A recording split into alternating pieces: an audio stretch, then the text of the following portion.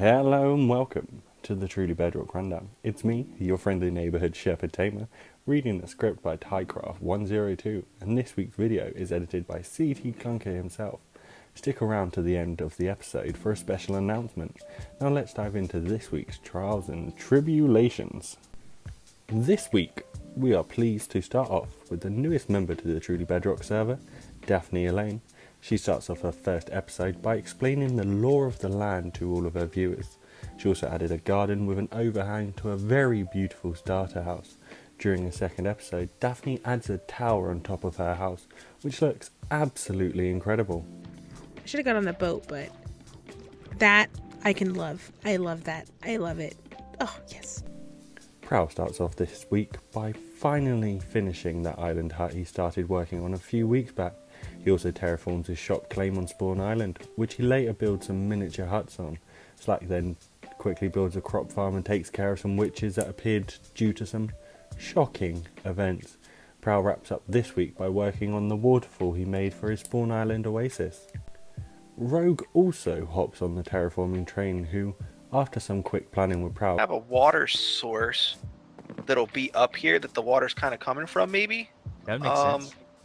And here's what I was thinking. So if you step over here and take a look down, we got this huge cliff here. Right. So I was wondering if maybe I could enlist your help, and then maybe we'll kind of combine projects here. Gets to work terraforming the community area by adding some custom boulders, trees and bushes. He also starts work on his custom waterfall, which he hooks up to Prowl's waterfall by using a lake. He then goes on to terraform the base of it, which he did a marvellous job of. Silent begins with a remodel of his guardian farm. He adds a release the Kraken button, which opens the door that leads to a pit of water. It's the Kraken!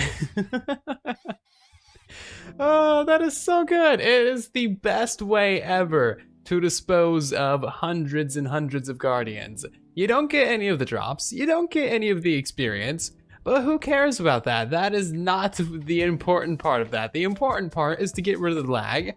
He also throws in an automatic brewing setup to supply all the necessary splash potions that make killing the mobs oddly satisfying. To add to the list of firsts, Silent catches himself aghast and gets a book with 9 enchants on it. And after dying the most manly death possible, Silent discovers that the undead island has been pranked. Single block in our entire island with birch, which is lovely. They must have heard that I had no wood like at all in that desert, because now we have too much. I mean, they did do a little bit of a service for us for covering up the ravine of death, but yeah, it's still kind of a lot of blocks. This must have taken them a while. After an almost accurate impression of Foxy, Sloy discovers the undead island has been covered in a layer of birch and diorite. After he and Simon get the mess cleaned up, they decide to retaliate without knowing if the people on the list are the guilty ones. The first person on the list is Groover, whose turtle they gave some explosive diarrhea. In the momentum of it, because some landed on the house. Yeah, we got some of the house on the tree as well. Yeah, sorry Slack, sorry Prowl, you probably were culprits too, and yeah. Then pay a visit to Foxy's base where they build a diorite slab box over the sheep pen which disables the grass from growing back. Who knew? Speaking of impressions and pranks, Foxy starts with an impression of Zloy while reading the response to his ransom response. Reply to my ransom note. I can understand the struggles of a diamondless life and the love one can have for a dear pet. For that reason, despite your refusal to pay up, I decided to still reunite with you with the Sheep of Dreams and her amazing wool. Hey, hang on a minute.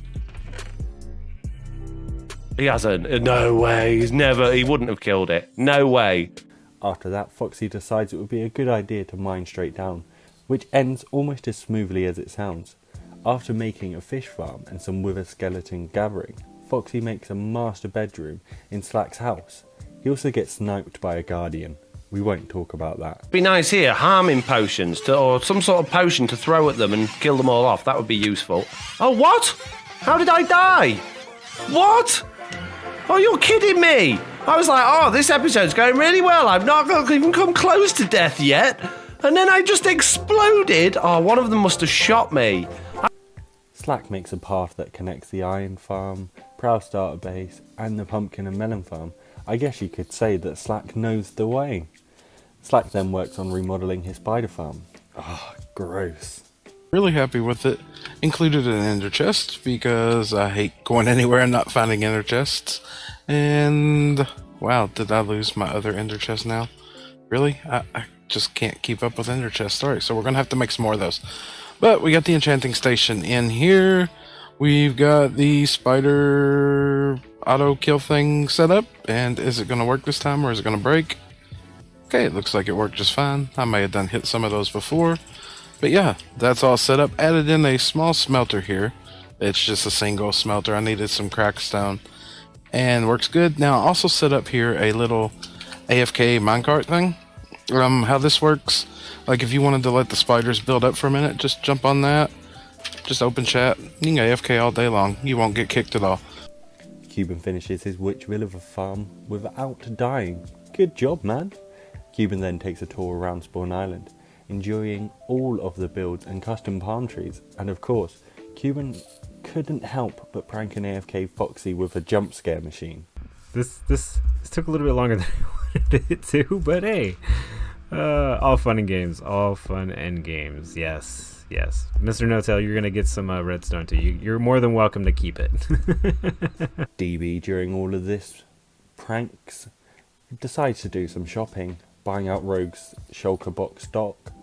He also finishes terraforming the lighthouse, which he does all the way down to the ocean floor. Such dedication. Maybe that's a shop idea. Things.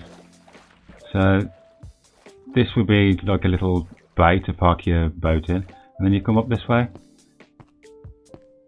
You can see we've got some walls and stuff there as well. Some of the new blocks and textures. We come on up.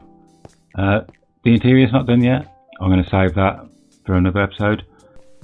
And finally we get to Groover, who has quite busy this week, pranking and receiving pranks.